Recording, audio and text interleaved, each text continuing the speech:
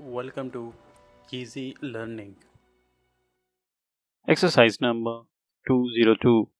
The Port of London Authority extends its sway over the greatest and richest highway of commerce ever known to history, and it is continually improving the conditions of shipping on the Thames.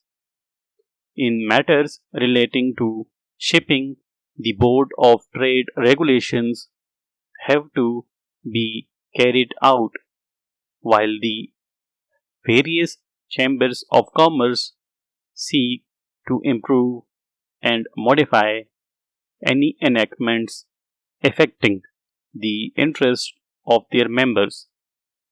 The Merchant Shipping Act, the York Antwerp Rules, and the Marine Insurance Act have an important bearing on the importation and exportation of produce.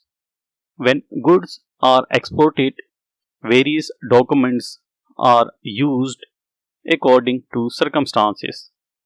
Among these documents may be a bill of lading in setup 4, an invoice marked error and omissions accepted, a consular invoice, and a marine insurance policy, which may be a voyage policy.